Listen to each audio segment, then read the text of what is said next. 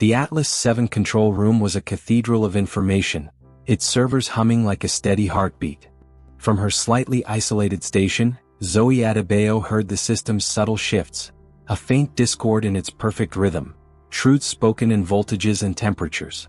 Around her, the men filled the air with jargon and jokes, their silence toward her sharpened by the quiet prejudice that saw a black hardware tech as less than an equal. They didn't have to say it, the smirks and dismissive glances spoke for them. But today that silence felt heavier, and Zoe knew whatever was coming wouldn't be solved with code alone. And in the end, would Zoe overcome every obstacle to prove she was the best, or would she fail? If you liked the video and subscribed to the channel, let's move on to our story. Enjoy watching. The control room of the Atlas 7 Data Processing Center was a cathedral of information, and its choir was the constant, low-frequency hum of 10,000 servers.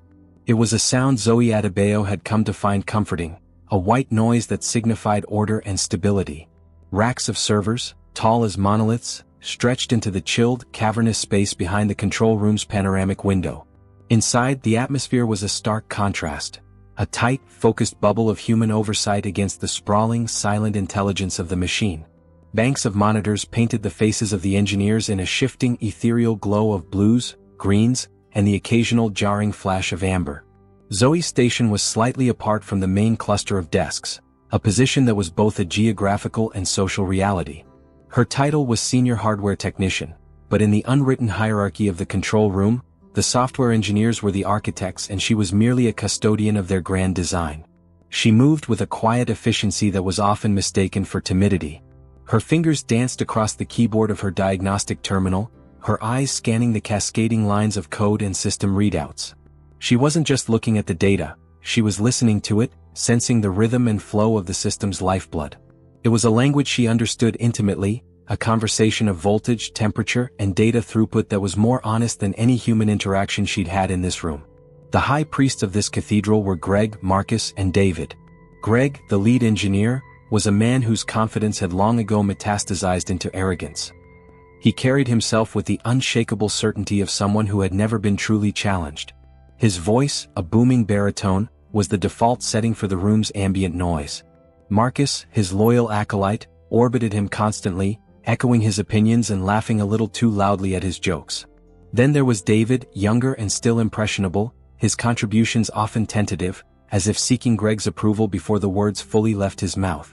They were a tight-knit unit, a self-contained ecosystem of inside jokes, shared histories, and a technical shorthand that was deliberately exclusionary. They spoke of the Chimera module and the Hydra protocol, nicknames they'd invented, ensuring that anyone outside their circle would be lost. When Zoe spoke, it was often into a vacuum. They wouldn't ignore her outright, that would be too unprofessional. Instead, they would pause, exchange a fleeting, knowing glance, and then continue their conversation as if she had merely cleared her throat. It was a masterful form of dismissal, a way of making her feel invisible while she was standing in plain sight. This morning, the trio was buzzing with a nervous energy that always preceded a major deployment. They were rolling out the Cerberus security patch, a complex piece of software Greg had designed to overhaul the system's threat detection capabilities. It was his magnum opus, the project that was supposed to earn him a promotion and solidify his legacy at the center. As they ran their final pre-deployment checks, a small, unusual alert flickered onto a secondary monitor at Zoe's station. It was a transient voltage spike in subsector Gamma 9, a sector that housed the oldest, most sensitive server racks. The alert was coded as a low-priority anomaly, the kind of thing that was usually dismissed as a sensor ghost. It vanished almost as quickly as it appeared. But to Zoe, it was a discordant note in the system's symphony. It was sharp, unnatural, and out of key. She leaned forward, her brow furrowed. She quickly cross-referenced the timestamp with the power grid schematics, her fingers flying across the keyboard. The spike was tiny, almost imperceptible, but it had no corresponding fluctuation in the external power feed. It was internal. The system had generated it itself. "Greg," she said, her voice calm but clear, cutting through their self-congratulatory chatter. "I'm seeing a self-generated voltage anomaly in Gamma 9. It might be worth running a deep diagnostic on the power distribution units before you push the patch." Greg didn't turn around. He was staring at the main deployment screen, a triumphant smile already playing on his lips. "It's a sensor glitch, Adebayo," he said, his tone dismissive. The old racks are always crying wolf. The system burps sometimes. Don't worry about it. Marcus chuckled. Yeah, Gamma 9's been cranky since before David was born. David offered a weak, sycophantic smile. Zoe felt the familiar heat rise in her cheeks. It wasn't anger, not anymore. It was a weary, draining frustration. She had learned to pick her battles, but her instincts were screaming at her. This wasn't a burp. It was a tremor. The spike was isolated and didn't correlate with any external power fluctuations, she insisted, trying to keep her voice steady. It could be a sign of a failing capacitor in one of the core PDUs. If that goes during the deployment, it could cause a cascade. This time, Greg did turn, fixing her with a look of profound condescension. Zoe, we have spent 6 months stress testing this patch. It's a software update. It doesn't put any significant load on the hardware. We've accounted for every variable. It's fine. Let the big kids handle the driving, okay? The words hung in the air, thick and suffocating. The big kids. The message was clear. She was the help, the janitor of the machine. Her concerns were a distraction from the real, important work being done. She retreated, her jaw tight. She swiveled her chair back to her terminal, the sting of his words a familiar ache. But she didn't let it go.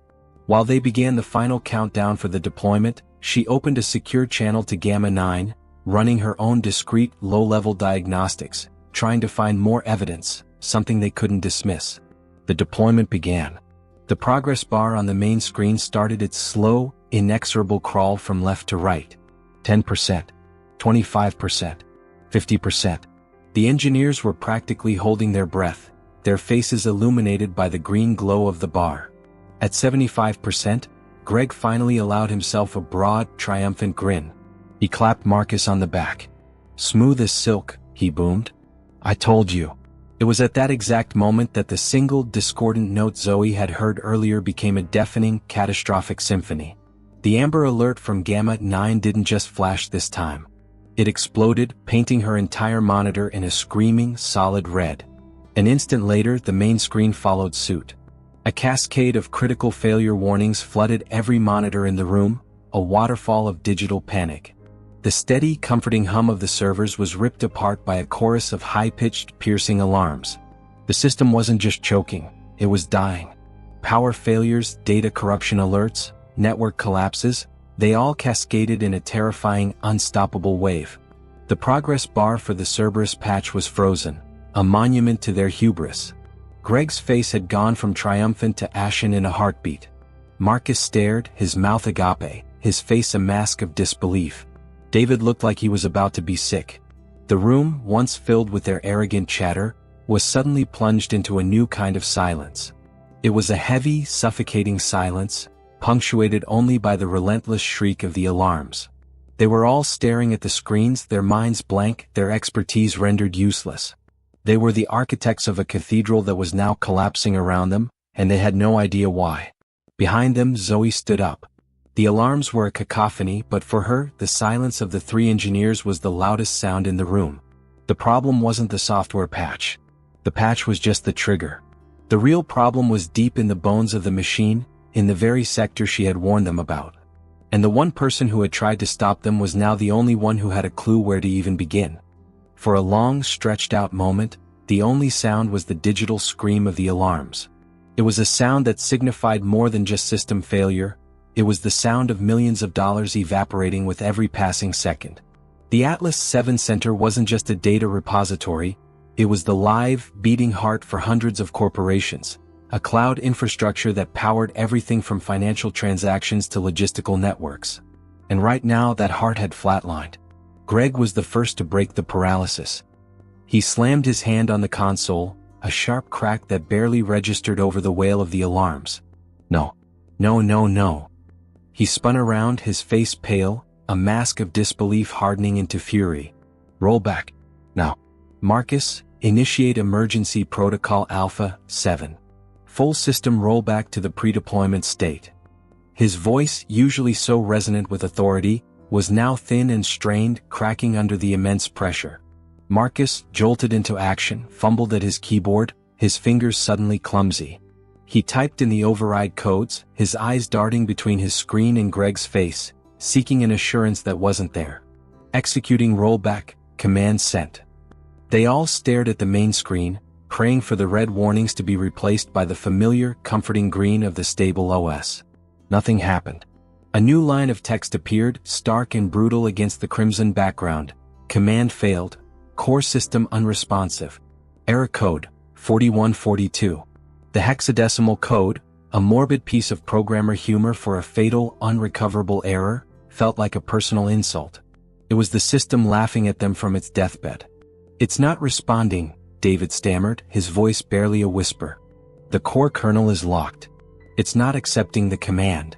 "Then force it." Greg snapped, his composure shredding. "David, get me a direct line to the primary controllers. We'll bypass the kernel. Marcus, kill the power to the non-essential sectors. Isolate the core. We need to stop the data bleed." While they scrambled, executing a chaotic, panicked playbook, Zoe was a picture of calm.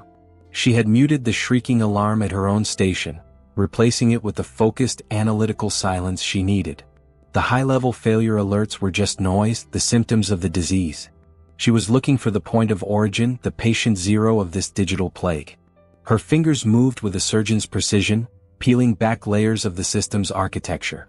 She bypassed the corrupted software interfaces and delved directly into the hardware telemetry logs, the raw, unfiltered data streaming from the machine's very soul. And there it was. Unmistakable. The tiny voltage spike she had seen earlier was the first domino. The logs showed it originated in Power Distribution Unit 7GA. The deployment of the Cerberus patch, with its complex computational demands, had placed just enough additional load on the aging capacitor to push it over the edge. It hadn't just failed, it had detonated, sending a massive power surge down the line. Her eyes followed the path of destruction. The surge had instantly fried the primary motherboards in the adjacent racks, 8G and 9G. But the real catastrophe was the collateral damage. Those three racks were all connected to the same primary data bus, a superhighway of information that linked the entire gamma sector to the rest of the data center. That bus was now a dead end. Their attempts to perform a software rollback were like trying to send an email with the internet cable cut. The commands were leaving the station, but they were arriving at a disconnected, smoldering ruin. The system wasn't just crashed. A vital part of its central nervous system had been physically obliterated. She stood up and walked towards the central console. The three men were huddled together, a tight knot of panic and recrimination. Greg was pacing back and forth, his face slick with sweat. "It's not a software issue," Zoe said, her voice even and clear, cutting through their frantic exchange. Greg stopped pacing and glared at her, his eyes red-rimmed. "What did you say?" "The rollback isn't working because you can't reach the backup state. The data bus for the entire gamma sector is offline. It's a hardware failure." She pointed to a schematic she had pulled up on a side monitor. "PDU 7GA is gone. It sent a surge that took out the motherboards in 8G and 9G. The whole sector is physically disconnected from the core. You're trying to talk to a ghost." For a moment there was silence. Her words, so calm and certain, were a stark contrast to their headless chicken routine. She had not offered a theory, she had delivered a diagnosis. An autopsy. Greg stared at her, his expression a toxic cocktail of humiliation and rage. She hadn't just told him what the problem was, she had implicitly told him that he could have prevented it. That her disregarded warning was now the billion-dollar reality they were facing. His ego, fragile and immense, couldn't withstand the blow. He needed a narrative where he was not the fool. "That's absurd," he spat, his voice dripping with scorn. "A PDU failure wouldn't cause a kernel-level corruption of this magnitude. It's a cascading memory leak from the patch. It has to be. We're dealing with a software crisis, not a blown fuse." He turned his back on her, deliberately and completely, addressing only his two subordinates. "Marcus, forget the controllers. I want you to start a manual memory dump, sector by sector. We'll find the corrupted code. David, get on the phone with corporate. Tell them we have a critical software event and we are executing containment protocols." He was building his fortress of denial, brick by brick. By defining it as a software problem, he kept it in his domain, a world where he was the expert and she was the irrelevant technician. He was creating a reality where her knowledge was not only useless but unwelcome. "Greg, a memory dump will be useless," Zoe pressed, refusing to be dismissed. "The sectors you need to analyze are unreachable. You need to physically bypass the damaged hardware. Adebayo, go back to your station, he roared, whirling on her. You are a hardware tech. Your job is to replace broken parts when I tell you to. Right now, you are interfering with a command-level engineering crisis. Do you understand? Let the engineers do their job. The words, "let the engineers do their job," hung in the air, a final, brutal wall between them. He had drawn the line not between software and hardware, but between them and her. Zoe held his gaze for a second longer, a silent challenge in her eyes. Then, without another word, she turned and walked back to her desk. The sting of his dismissal was sharp, but it was overshadowed by a cold, clear certainty. He was wrong. They were wasting precious time, chasing shadows while the fire burned. She sat down, the red glow of the warning lights painting her face in a determined hue. She pulled up the detailed physical schematics for the Gamma 9 sector, the blueprints of the server racks, the power lines, the cooling systems. They could shut her out of their conversation, but they couldn't stop her from being right. While the so-called engineers were lost in the digital labyrinth they had created, she was studying the map of the one and only exit. An hour bled into 2. The control room, once a space of ordered calm, now felt like a submarine with a hull breach, the pressure mounting with every passing minute. Greg's strategy was not just failing. It was a spectacular fireworks display of failure. Each command they sent into the void was met with the same mocking silence, the same error code, 4142. The manual memory dump, Greg's brilliant masterstroke, was a useless exercise. They could only access the healthy sectors, pulling gigabytes of perfectly functional, irrelevant data while the corrupted heart of the system remained dark and unreachable. It was like trying to diagnose a patient's heart attack by taking their temperature. The inevitable call came from Director Thompson, a man whose voice could curdle milk over the phone. His face appeared on Greg's monitor, a pixelated mask of cold fury. Greg, what in God's name is going on? My entire dashboard is red. I have clients from 3 continents screaming at me. They're losing millions. You're losing millions. Give me something other than a critical software event. Greg, who moments before had been barking orders, visibly shrank. He ran a hand through his already disheveled hair. We've run into a highly sophisticated kernel corruption, Director. The Cerberus patch seems to have had an unforeseen conflict with a legacy subroutine. It's a 1 in a billion shot. We're working to isolate the malicious code now. He was lying. Or, at least, he was shaping a lie around a kernel of truth he himself had manufactured. He was selling a story, a narrative that kept him at the center, battling a complex software phantom. To admit a hardware failure, a simple, brutish physical breakdown that his technician had warned him about, was to admit incompetence. It was a truth his pride could not afford. Thompson was not impressed. I don't pay you for billion-to-one shots, Greg. I pay you for results. You have 60 minutes to show me tangible progress. 60 minutes, or I'm pulling the plug and bringing in the recovery consultants. And believe me, their first order of business will be to find out who's responsible for this. The screen went blank, leaving Greg stewing in the aftermath of the ultimatum. He slammed his fist on the desk again, a gesture that was losing its dramatic effect. Consultants. He wants to bring in those vultures. He turned to Marcus and David, his voice low and conspiratorial. Okay, new plan. We stop thinking about a full rollback. We need to brute force a reboot. We'll write a script to flood the primary bus with initialization packets. It's risky, it could cause data fragmentation, but if we can just get the kernel to respond, we can rebuild from there. He grabbed a marker and moved to the large whiteboard that dominated one wall, pointedly turning his back on the rest of the room, on Zoe. Marcus and David followed, forming a tight, protective huddle around him. It was a physical manifestation of their allegiance, a clear and deliberate exclusion. Zoe watched them, a cold knot forming in her stomach. A script to flood the bus? He was going to fire a water cannon at a house that had already been washed away in a flood. It was pointless, a desperate flailing that would only waste more time. She could see the path forward with absolute clarity, a sequence of physical steps that was as logical to her as 1 + 1. She stood and approached the huddle, her footsteps quiet but firm on the raised flooring. Greg, she started, her voice calm. He didn't turn. He just held up a hand, a dismissive, silencing gesture. Not now, Zoe. We're deep in the weeds here. This is complex stuff. "Flooding the bus won't work," she said, refusing to be waved away. "There is no bus to flood. The connection is severed. You're shouting into a dead phone line." This time Marcus turned, his expression one of pure annoyance. "Look," he said, his tone oozing with condescension as if explaining something to a child. "We understand the hardware perspective.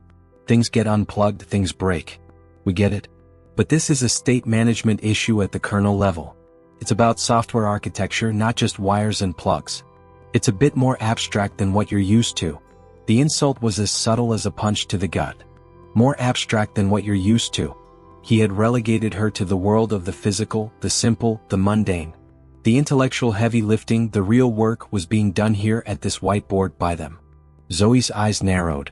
"The most abstract concept you're dealing with right now is the fantasy that you can fix this with code. I have the schematics. I've mapped a bypass.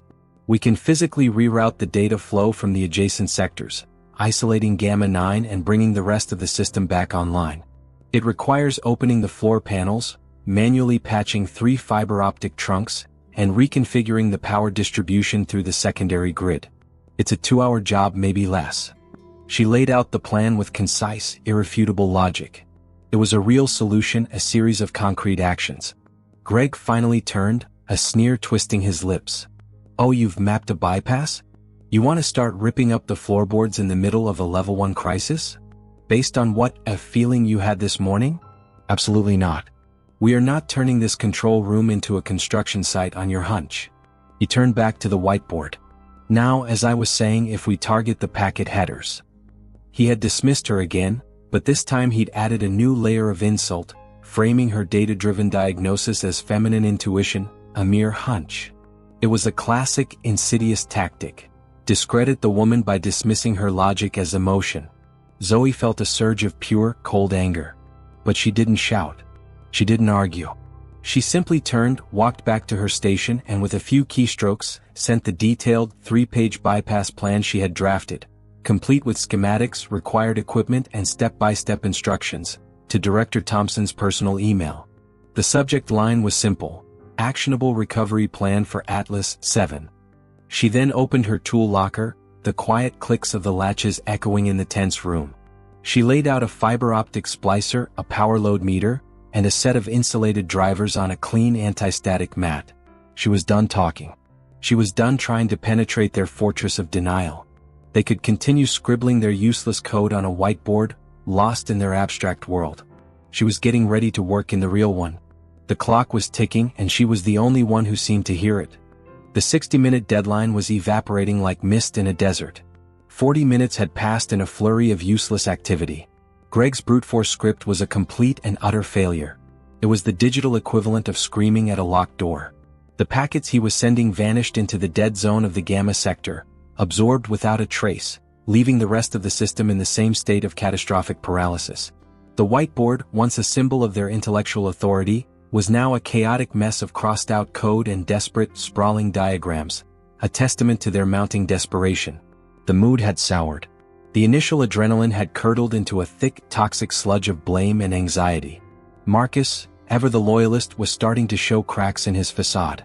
He'd suggest a modification to the script, and Greg, his nerves frayed to the breaking point, would shoot it down with a snarl. "That's idiotic, Marcus. It would create a feedback loop." David had retreated into himself, his face pale, doing only what he was told, terrified of drawing Greg's fire. The cohesive unit had fractured, and they were now just 3 men trapped in a room with their own colossal failure. Zoe, meanwhile, worked with a quiet, deliberate focus that seemed to exist on a different plane of reality. She had her tools laid out on the anti-static mat with the precision of a surgeon preparing for a complex operation. She had a portable diagnostic screen linked to her terminal, displaying the physical layout of the subfloor conduit system. She wasn't waiting for permission anymore. She was preparing for the inevitable moment when their fantasy world of code collided with the unyielding reality of physics. The collision came in the form of Director Thompson. The door to the control room hissed open, and he strode in, his presence immediately sucking the remaining oxygen out of the room. He wasn't a large man, but he carried an aura of immense gravitational force. His suit was immaculate, his face was stone, and his eyes were chips of ice. He didn't look at the main screens, he already knew what they said. His gaze swept across the room, taking in the scene with a cold, appraising eye. He saw the frantic, sweaty engineers huddled around their whiteboard of gibberish. He saw the silent, prepared technician at her station, her tools gleaming under the harsh fluorescent lights. And he saw the email on his phone. "Report," he said. The single word was not a request. It was a command, sharp and hard as a diamond. Greg flinched as if he'd been struck. He turned, attempting to compose his features into something resembling control. "Director, we've identified a deep-seated kernel conflict. It's proving more resilient than anticipated, but we're currently scripting a forced reboot protocol. We should have the core services back online for diagnostics within the next 30 minutes. It was a weak, transparent lie, and everyone in the room knew it. Thompson's eyes narrowed. He took a slow step forward, his gaze flicking from Greg's face to the whiteboard, then to Zoe's station. "A forced reboot protocol?" Thompson said, his voice dangerously soft. "Is that what you call it? Because from here it looks like you're throwing spaghetti at a wall to see what sticks." He held up his phone. "And while you've been busy with your spaghetti, I received an email. An email with a detailed, step-by-step plan to physically bypass the damaged sector and restore 90% of system functionality. It's a hardware solution. Your name wasn't on it, Greg." The blood drained from Greg's face. He shot a venomous glare at Zoe, a look of pure betrayal. The idea that she had gone over his head, that she had broken the unwritten chain of command, was an unforgivable sin in his eyes.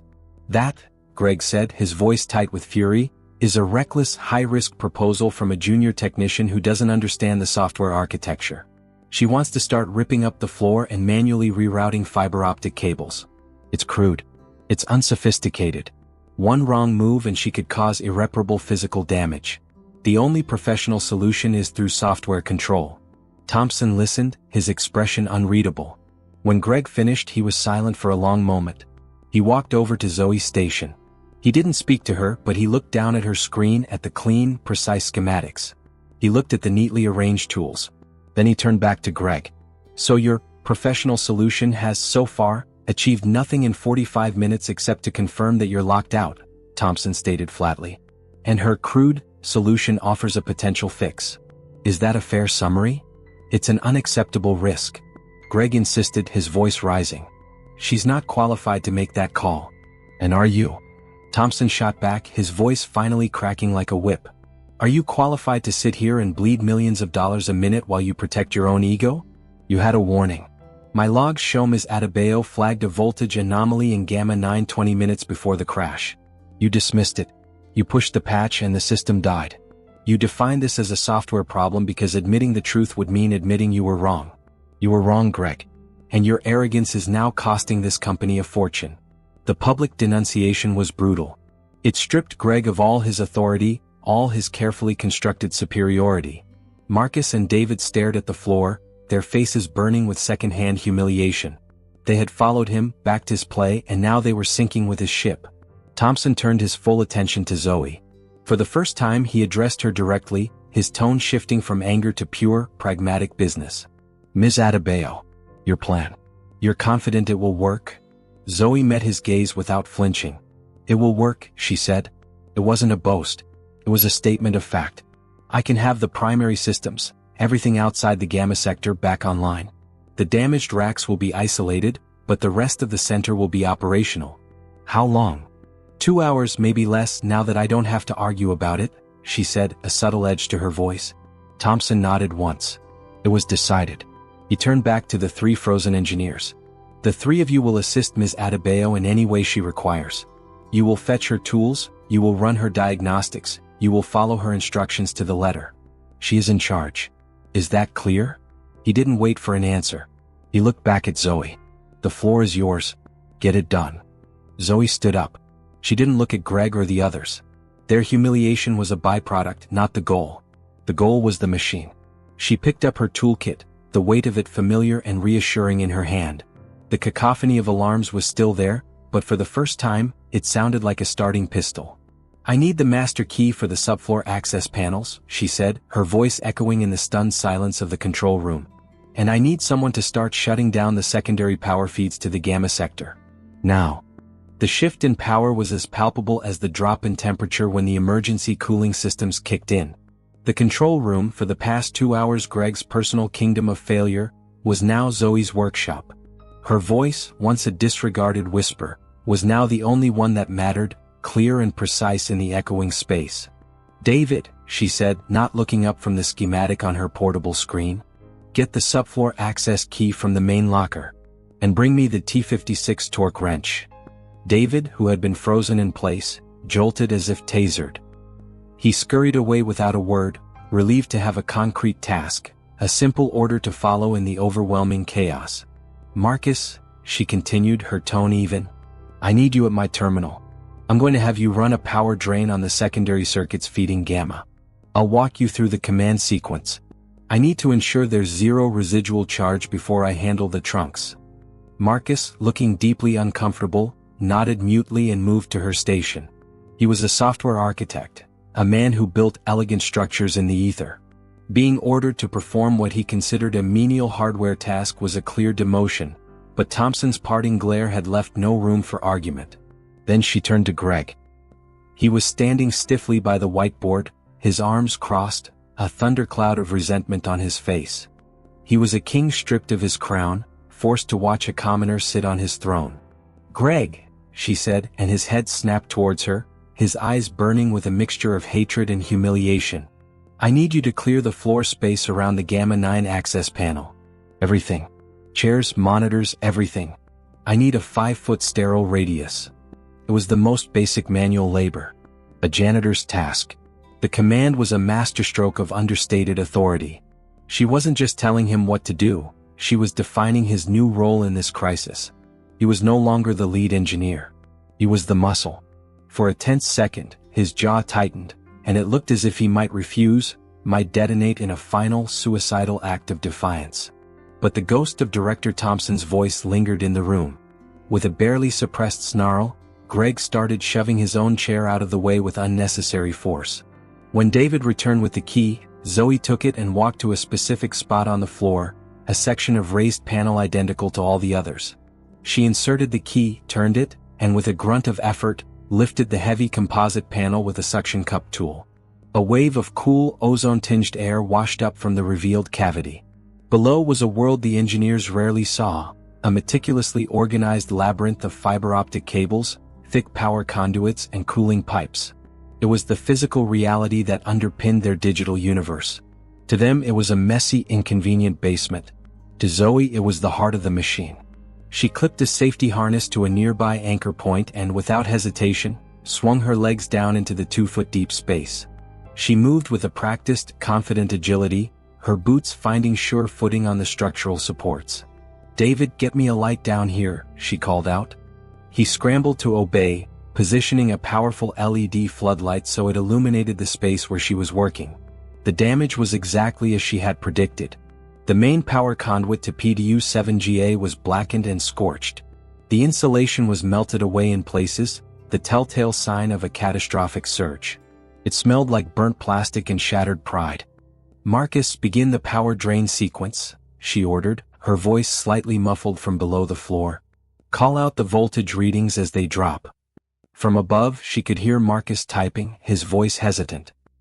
Draining secondary bus 1, voltage at 240, 220, 180. While he worked, Zoe began the delicate physical process of rerouting the data flow. Her hands, nimble and sure, moved through the dense network of cables. She unclipped the primary fiber trunk from its connection to the dead sector, the ceramic tip gleaming in the harsh light. This was the severed nerve. "Greg," she called out, "hand me the bypass splicer." Above her, Greg stood holding the expensive, delicate piece of equipment. It was a tool he had likely never touched in his life. He knelt, his expensive trousers brushing against the dusty floor, and passed it down to her. His hand trembled almost imperceptibly as he relinquished the tool, a physical transfer of power and responsibility. For the next hour, Zoe worked in intense, focused silence, broken only by her own curt commands. "Marcus, confirm zero charge on the tertiary grid. David, check the temperature on the 6G heat sink.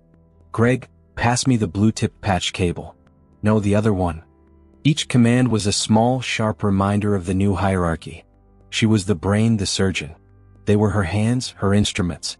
They were witnessing a level of technical mastery they had never bothered to acknowledge. She wasn't just replacing a part, she was performing open-heart surgery on their cathedral, her movements precise, economical, and utterly confident. She diagnosed, she cut, she spliced, creating a new pathway for the lifeblood of the system to flow, bypassing the dead tissue of Gamma 9.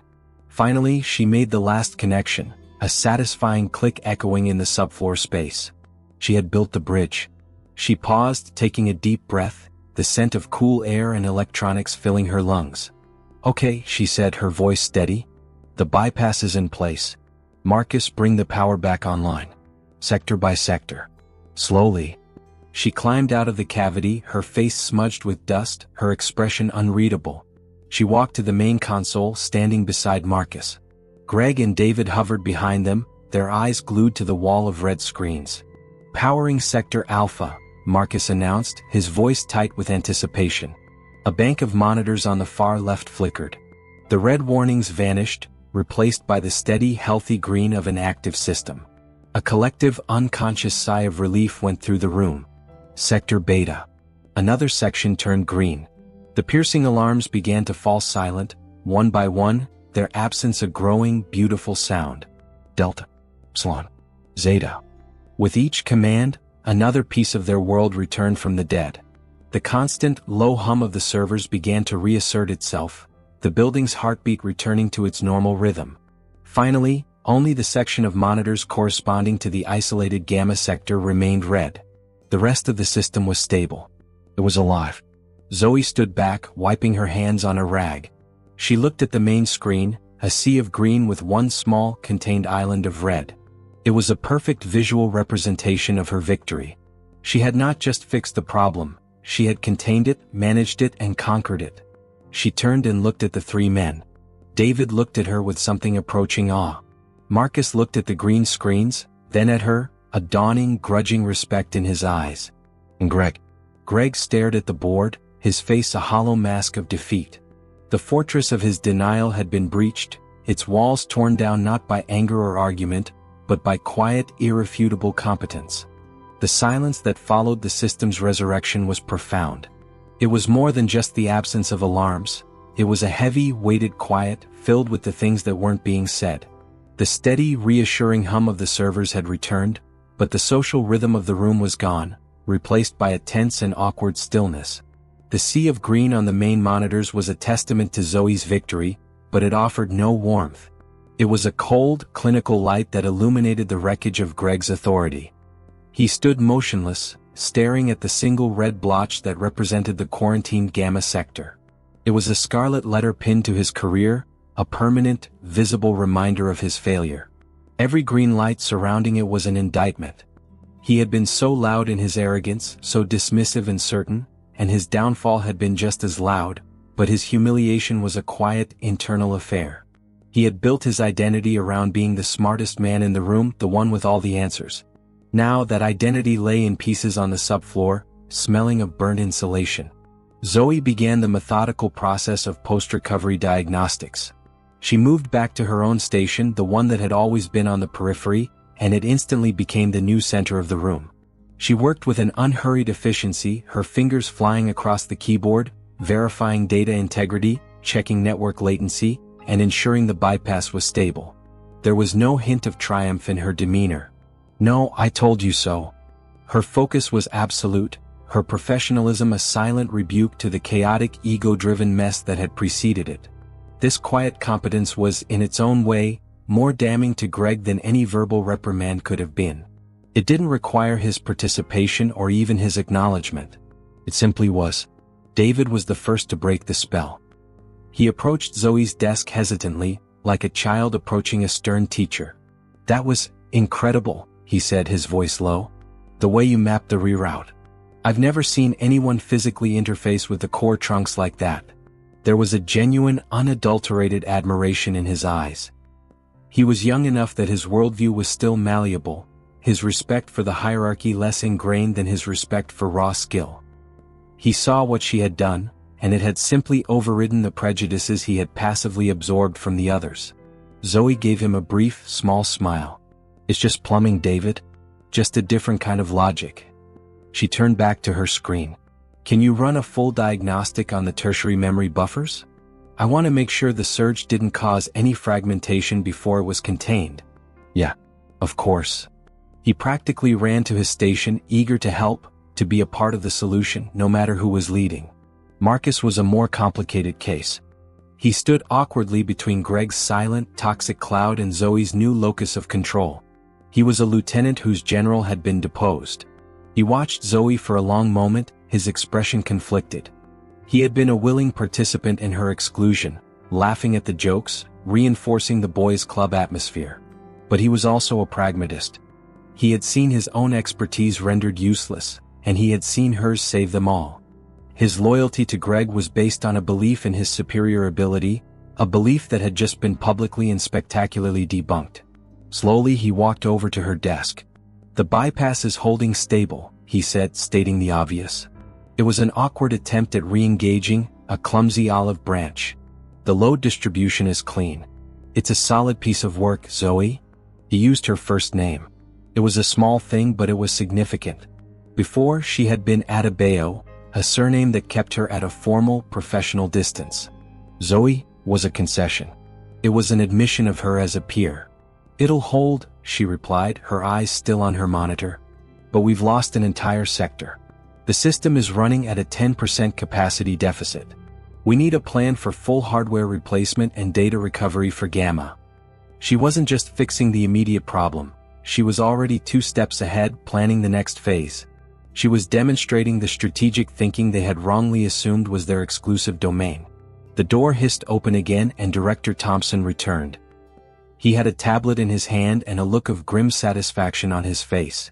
He ignored the engineers and walked directly to Zoe. The board is breathing again, he said. 90% of services are restored.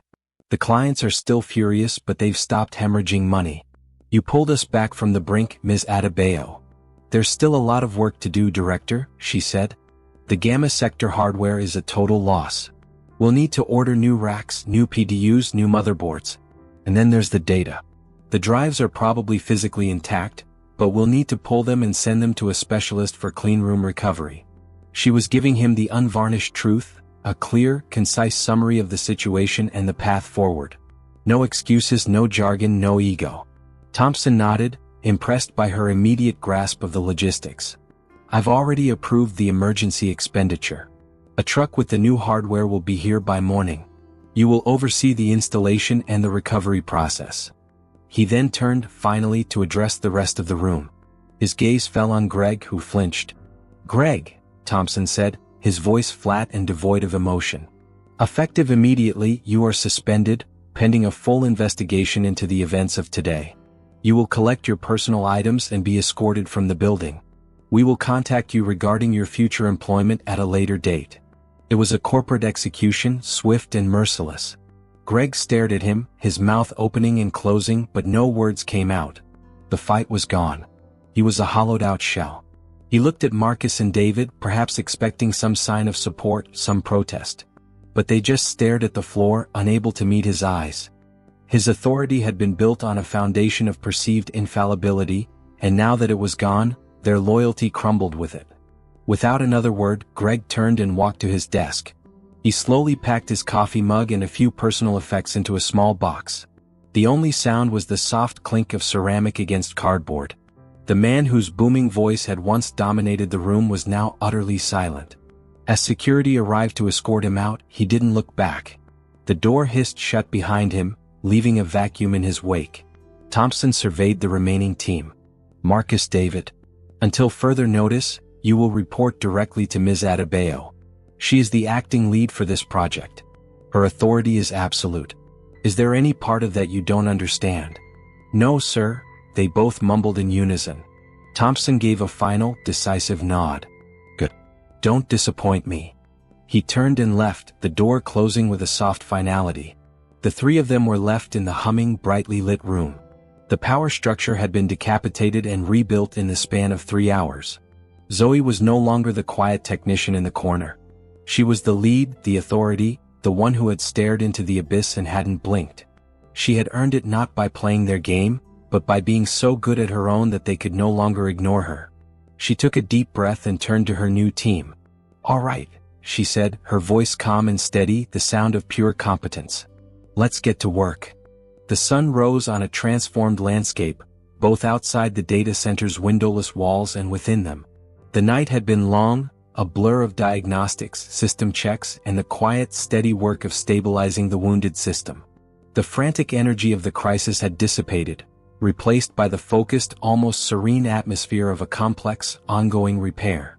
Zoe had sent Marcus and David home for a few hours of sleep, but she had remained, fueled by coffee and a deep-seated sense of ownership. The system felt like her patient, and she couldn't bring herself to leave its bedside. When Marcus and David returned in the early morning, they found her not at her desk, but at the main whiteboard, the surface wiped clean of Greg's frantic scrawls. In their place was a neat, logical flowchart detailing the full recovery process, from hardware installation to data migration and final system integration. It was a master plan, clear and comprehensive. The dynamic between them was professional, yet threaded with an unavoidable awkwardness. They were navigating a new world order. They took their coffee orders from her now, followed her lead without question. The easy, exclusionary banter that had once filled the air was gone, and the silence it left behind was heavy. "The hardware truck is 10 minutes out," Zoe announced, pointing to a section of the flowchart. "David, I want you to run a final check on the power specs for the new racks against our grid output. Marcus, you and I will supervise the delivery crew and make sure they bring the pallets directly to this bay. We'll do the uncrating and installation ourselves. I don't want anyone else's hands on the hardware." This was her domain, but she was leading them through it. When the pallets of new equipment arrived, gleaming server racks and boxes of components, she directed the process with the confidence of a seasoned foreman. She showed David how to properly ground the new racks to the subfloor grid and had Marcus inventorying the new motherboards and power units, calling out serial numbers. They were software engineers, men who moved data with keystrokes.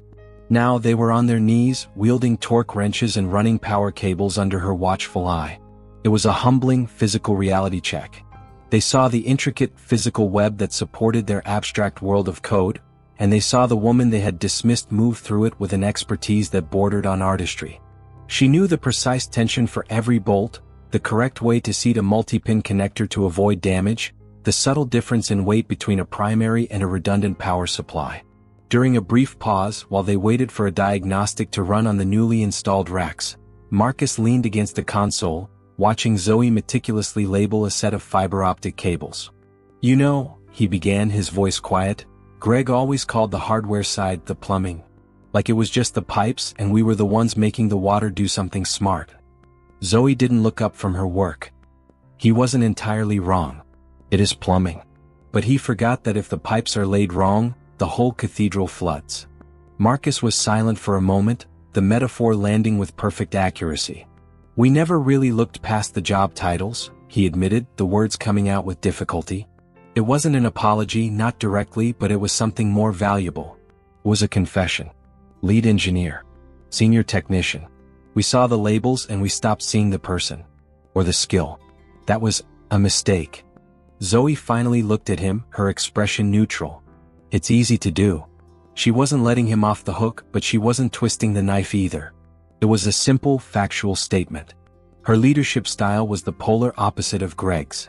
He had ruled by decree, his ego the driving force behind every decision. He needed to be the source of every good idea. Zoe, by contrast, was collaborative. Once the new hardware was physically in place and powered up, she turned to them, her tone shifting from that of a foreman to that of a lead architect. "Okay, this is where I need you too," she said, gesturing to the new dark screens of the Gamma sector. "The drives from the old racks are ready to be slaved to the new system for data recovery. This is your world. I need the most efficient, least corruptible pathway to pull the data, verify its integrity, and reintegrate it with the live system. What's the best approach? A block-level transfer or a file-by-file copy with checksum verification?" She was asking for their opinion. She was acknowledging their expertise, treating them as valuable assets with a critical role to play. She wasn't a hardware tech who had gotten lucky, she was a leader utilizing the strengths of her team. The gesture was not lost on them. David, who had been quiet and observant all morning, immediately lit up. "Block level is faster, but riskier. If there's physical platter damage, we could introduce corrupted blocks into the new array. File by file is slower but safer. We could write a script to run the checksums in parallel. It would give us a detailed report of any lost or corrupted files. Good, Zoe said, nodding. I like safer. Let's do that. David, you spec out the script. Marcus, you design the temporary network architecture to slave the old drives without creating a bottleneck for the rest of the system. Suddenly they were a team. The awkwardness began to melt away, replaced by a shared sense of purpose.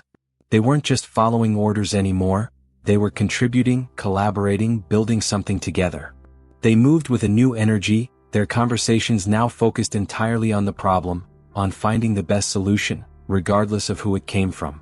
As the day wore on, they worked in a comfortable, efficient rhythm. The sounds of the room were different now, not the arrogant booming of one man's voice, but a quiet exchange of ideas, the rapid-fire clatter of 3 keyboards working in concert. It was the sound of a team that had been broken and was now being rebuilt, stronger and more resilient than before, on a new foundation. It was the architecture of respect. 6 months later, the ballroom of the downtown Hilton was a sea of starched collars and polite applause. It was the annual Titan Corp Excellence Gala, a self-congratulatory affair where the company's upper management celebrated its own successes. But this year was different. This year, the most prestigious award, the CEO's Award for Innovation and Crisis Management, was not going to a sales executive who had landed a big account or a marketing VP with a catchy campaign. Director Thompson stood at the podium, the stage lights glinting off his silver hair. In my 30 years in this industry, he began, his voice resonating through the large hall, I have never witnessed an act of professional courage and technical brilliance to equal what I saw last October. We faced a catastrophic company-wide systems failure, an extinction-level event for a business like ours. The initial response was failing, and we were minutes away from irreparable damage to our infrastructure and our reputation. He paused, letting the weight of his words settle. The solution came not from the top down but from the ground up. It came from an individual who had the foresight to see the problem before it happened, the courage to speak up, and the unparalleled skill to step into a leadership vacuum and single-handedly pull this company back from the abyss. She did this while navigating a high-pressure, uncooperative environment, proving that true authority isn't given by a job title, but earned through competence. He smiled, a rare and genuine expression. It is my profound honor to present this year's CEO's Award to the new lead systems architect for the Atlas 7 data center, Ms. Zoe Adebayo. A spotlight cut through the dim room, finding Zoe at her table. For a moment she was frozen, the applause washing over her. Marcus and David, sitting on either side of her in sharp new suits, were clapping the loudest, their faces beaming with genuine pride. She stood, smoothed down her elegant dark blue dress, the color of authority she'd thought, with a private smile, and walked to the stage. As she shook Thompson's hand and accepted the heavy crystal award, her mind flashed back over the past 6 months. The rebuilding of the Gamma sector had been a grueling, complex project, but it had been a crucible that forged a new team. The silence of exclusion she had once known had been replaced by a vibrant, challenging, and respectful exchange of ideas. The control room was no longer a fortress of male ego. Under her leadership, it had become a place of merit. She had promoted David to senior software engineer, his confidence and skill flourishing now that he was being mentored, not managed. Marcus had become her trusted second-in-command, his pragmatism and deep software knowledge a perfect complement to her hardware and systems expertise. He had become a champion for her, ensuring that the old ways of thinking never crept back in. On her recommendation, 2 new junior technicians had been hired, both bright, talented young women who saw Zoe not as an anomaly, but as the standard. After the ceremony, as champagne flutes clinked, Marcus and David approached her. "We never said it properly, Zoe," David started, his youthful earnestness still intact. "But thank you. Not just for saving the system. For changing the room. It's a better place to work. We're better." "He's right," Marcus added, his gaze direct and filled with a respect that had been hard-won and was now unbreakable. "Greg taught us how to build code. You taught us how to build a team. I know which one is harder." Zoe looked at the 2 men who had once been her obstacles and were now her allies. "We all built it," she said simply. "Together." Later that night, long after the gala had ended, she found herself back at the one place she felt most at home, the control room. It was quiet, the overnight shift humming along smoothly. She stood before the panoramic window looking out at the city of servers. The crystal award sat on her desk, its facets catching the glow of the monitors. Her eyes were drawn to the racks that now stood where the disaster had struck. The new Gamma sector was a marvel of modern engineering, more powerful and more resilient than before. Every one of its thousands of tiny status lights glowed with the same steady, healthy, vibrant green. The scar was gone, the system whole and stronger in the broken place. She thought of the silence she had once endured in this room, the heavy, dismissive quiet designed to make her feel small and invisible. It was gone. The only sounds now were the hum of a perfectly running machine and the quiet confidence of her own team. She had faced the failure of the system, but in doing so, she had exposed and defeated a more insidious failure. A failure of culture, of respect, of sight. She had not just rerouted the data. She had rerouted the power. And in the cathedral of information, under the cool green glow of a system she had mastered and rebuilt, Zoe Adebayo finally knew the profound, unshakable peace of being heard. Thank you for listening. Don't forget to subscribe to the channel and like the video.